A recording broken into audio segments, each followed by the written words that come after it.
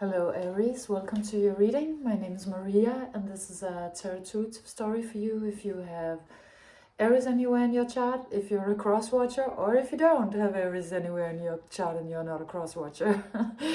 It's just to say that, many things can draw us to a reading, and it can be true for many reasons. There could be a transit, or you could resonate with the reader, or it's really a question of whether you're on this frequency today, and if it feels right in your gut, and if it inspires you and uplifts you, then it's meant for you. Aries, you kind of need upliftment, I think, because you start your reading with the messenger of air, and you look a little dissatisfied. You look a little bit like you could be a little bored, or you could be just longing to be somewhere else than where you are, or longing to be in another situation than the one that you're in. You sort of have your sights on something other, but it's not something that is completely like a certain target or a certain goal. It is you are sort of in a dreamy, longing, I think, state. And also it does look like you are, while you're in this state, there's something that you're overlooking, because down here is a little creature that I think would like your attention, or that could possibly be what it is that you're actually looking for or longing for, that it's very close, but you have your sights or your focus somewhere else. And what you have your focus on comes out like this, with the Two of Cups and the Unicorn. So I believe this to be about a partnership. It could also be a sort of a lost dream or opportunity. It looks a little bit like The One Who Got Away. Because, the unicorn being sort of this mythical, one-of-a-kind creature, and it comes out very sort of ghost-like today, because just it has this sort of moonlight energy to it. So somebody could have been ghosted, or you could have been ghosted, or you could have done the ghosting.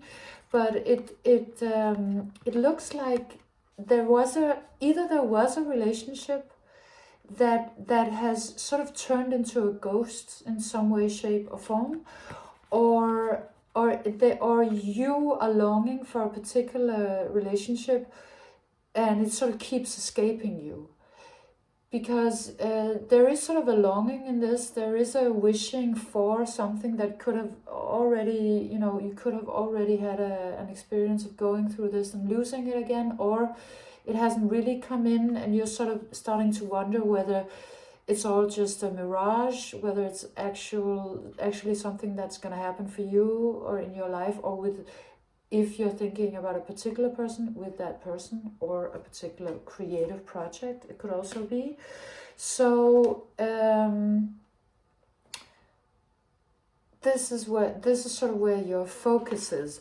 But at the same time, you have been actually also you yourself kind of running away from this dream, or this person, or this relationship, because this one comes out, the Five of Air, and it looks very like la la la la la, I'm just gonna escape. It has this energy of somebody sort of dancingly pointing at something and look over there, and then running out the door. It looks to me like you have somehow been trying to dodge something or somebody, and maybe pretend it wasn't there. I mean, if we're talking about the one that got away, somebody that you may or may not have had an actual relationship with, but you certainly have an emotional relationship with them, that you might have been you might have had a great bluff. You might not have shown how much it meant to you, and you could have sort of somehow danced out of the room and pretended it really wasn't something that you wanted, or you could have been telling yourself this. You could have been telling yourself, oh yeah, that's, I mean, I'm not that person, or, you know, my situation is different, or I don't want it, or la la la la la.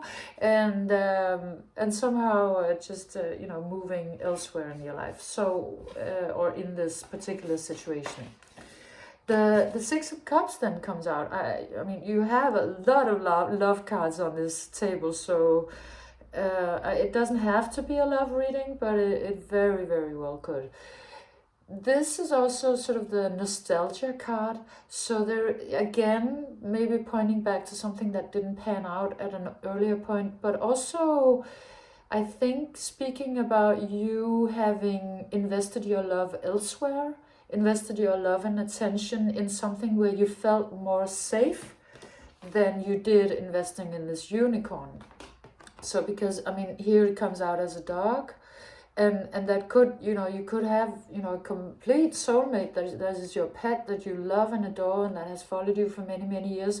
And it's very beautiful in and of itself, but it also does come out a little bit as a substitute for that actual love. Not to say that we can't also, but, you know, both completely deeply love animals and also have a love relationship, but maybe some of your needs have been going a little bit into this because, you know, you've been sort of closing your ears and going la la la la la, and maybe this was a survival strategy, either because you felt like, maybe because this person ghosted you and you just had to find a way to move on, or this has been escaping you because of you know, how life unfolded, or some issues.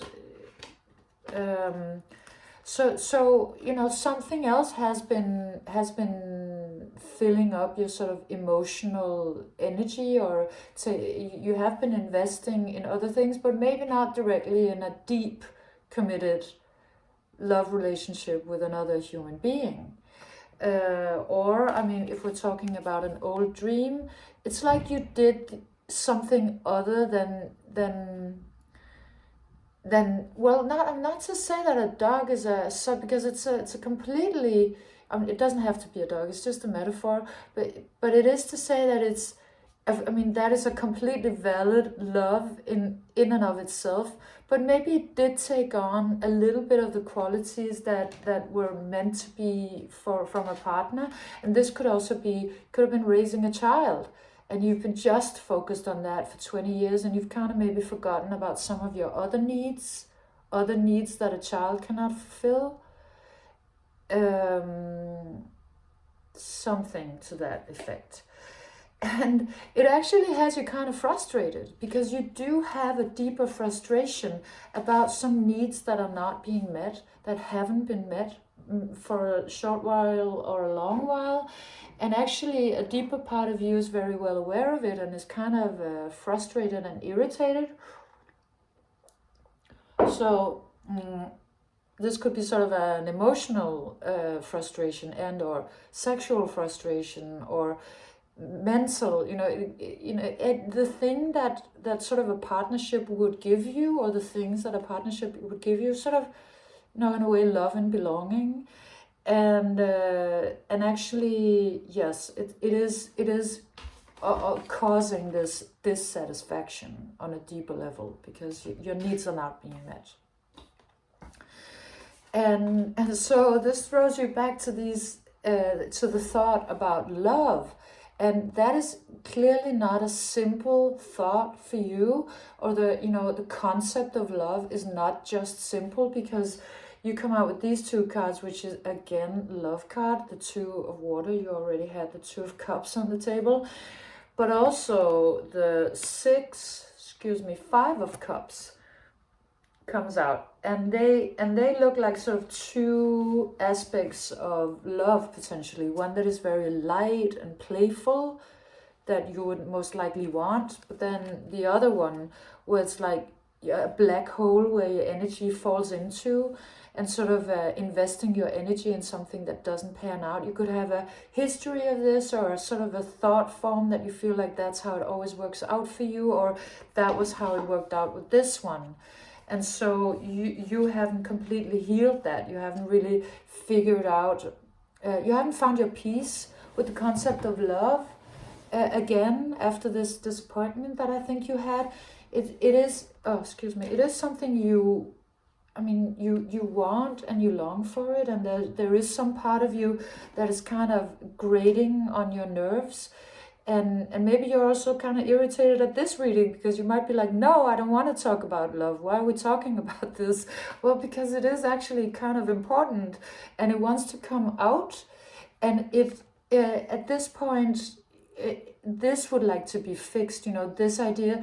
I think maybe you really long for sort of the lightness of and the beauty of love, but you can't deal with the sort of the heaviness and the sorrow that might follow with it. So you kind of like, it's not like you think about love and then your whole, you know, being lights up. It's more like, oh yeah, you know, it doesn't only bear good memories for you.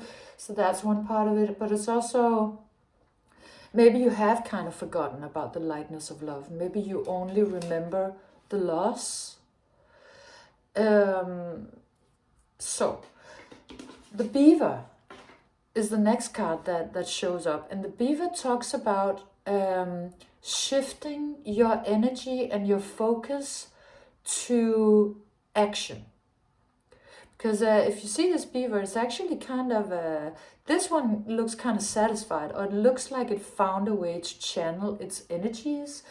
And the beaver being a really hard worker, this card is talking about work, and so it would like to invite you to do some work, instead of you know, staying in this sort of, that could be sort of a thought form, the way you think about love, or how you feel about love every time you think about it, to move away from that and to move into a sort of action. And the action that you're being invited to, it has a couple of messages. A message that I don't understand, but maybe you do, is build a dam. You know, I understand what it means, you know, in all practicality, but I feel like this is a message for somebody who will understand it, to build a dam. And if you do, please enlighten us, let us know what it means. But it's also, it could be therapy, but it could also be, you know, going to therapy, work through it. Like, you know, it looks like it's actually sort of a thing that you really just need to sort of switch a couple of things around mentally, and you'll see it in a completely different way.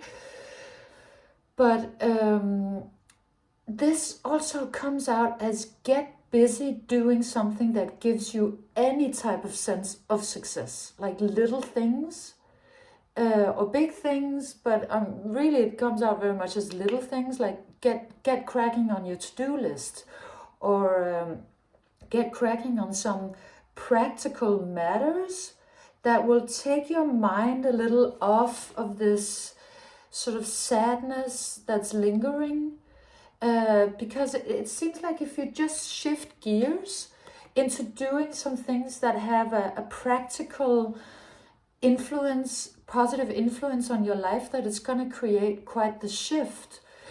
And this is the way this was also coming to me is because I've been working recently on actually doing the things that are on my to-do list, which is, you know, I assume we all have sort of a somewhere long or several long to-do lists with all kinds of things that I should fix or do, and then I never really get to them, and then sometimes you go back on your to-do list and you actually kind of like move some things out of it because you realize I'm never going to get it done. And I've come to the conclusion that this is not healthy for me. I actually need to do these things, and I need to force myself to do these things. So I have sort of in the notes of my phone, I every single day I have to write like 5 to 10 things of these that I do. Some of them are really small, but some of them are a little bigger, and it's doing me a world of good. It's really uplifting me because it's kind of like to do it, but then afterwards you feel so great, you know, everything's so cleaned up, and things that were hanging over your head that actually when you did it they took like 15 seconds, it's done. And it's, yeah, so it's sort of like you have to sort of force yourself to start, But then once you can get into a habit of it, it really, you sort of get on a roll. And what I've been experiencing is that it's really enlivening me, like it's lighting up my life. And I feel like that's exactly what's going to happen to you, because the sun is the next card coming out. So, you know, just you, if you start, you know, like even get cracking on your to-do list, or to do a couple of the things that you don't want to do, that you keep putting off. And it's like it will, what it will do is that it will give this new light and life and air into your life. And actually, you know, one of the things that I have on my to-do list that I have to do every day is to open all of the windows in my house, and at least have them open for 15 minutes, which, you know, it's really cold where I live. So it you know, and I'm the kind of person who is always cold. So it's not easy for me to do, but I feel so great afterwards, and my whole house is renewed. And yeah, okay. So things like that. It could be like small things, but I think the main thing is that it's something that you don't want to do.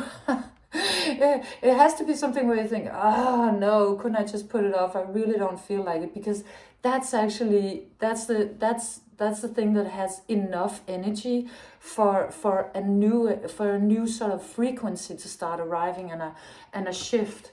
And it will make you feel weirdly, well, not weirdly, maybe, but it will make you sort of feel passion again.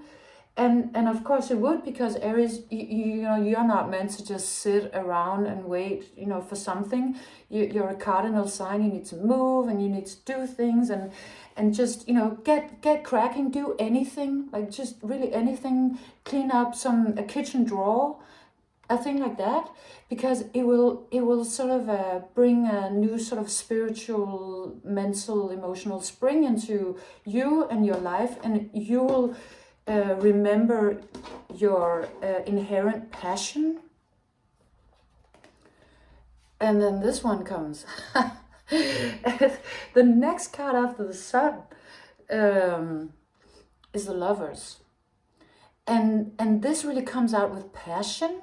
So it's actually stepping in onto the scene as another kind of love than what you remembered love to be. You remembered love to be sort of either this sort of playful lightness, beautiful, but also then this pain and sorrow and loss.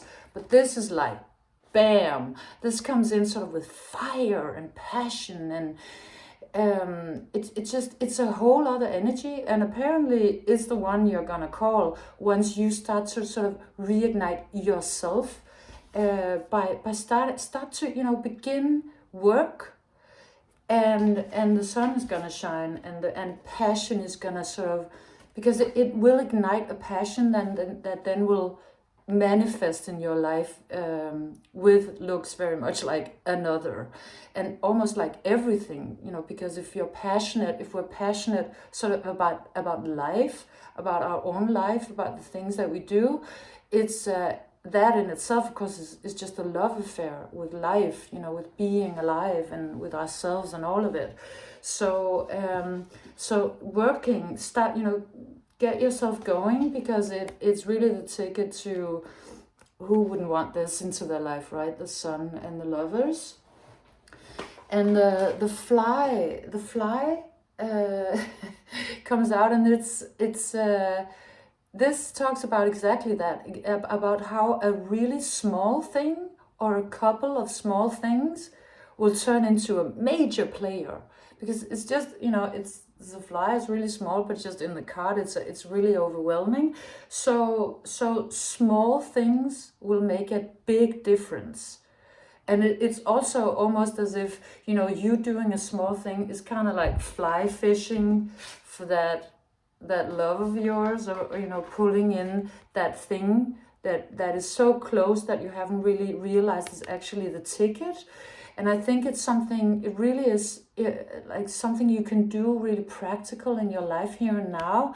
And it's, you know, magically, that's actually gonna pull in something that seems like it's completely from another dimension and unattainable, and you know, out of reach, and maybe out of your league. you know, it's so incredible. It's like the smallest thing that is already in your life, you start focusing on that, and that will grow very, very big, and it will shift all of it. And you then come out with this one, the 7 of water. So bringing you into this frequency of these fishies and a lot of opportunities suddenly. So not only is it opening the frequency of like love and passion, but a lot of other things. It's sort of like your whole life flourishing.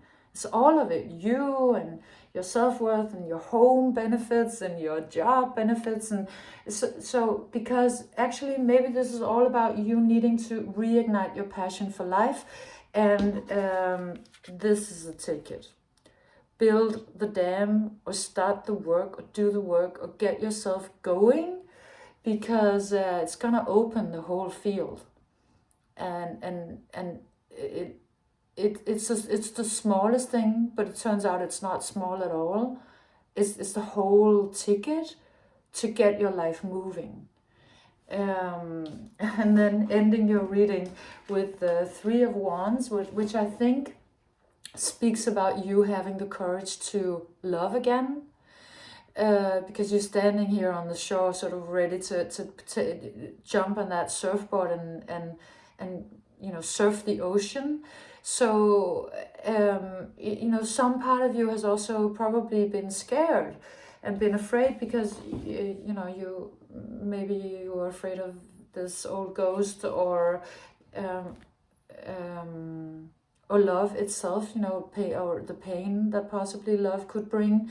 And once you sort of strengthen yourself by reigniting your sort of your whole life passion, by even just doing small things, so much energy comes in that you also get built up to the level where you don't need to be afraid anymore, because it's not like all of your eggs in one basket, because you remember all of your life energy, and you kind of step out of this energy of being dissatisfied, and that's bringing you on a frequency of opportunities and sort of love and passion and life and adventure.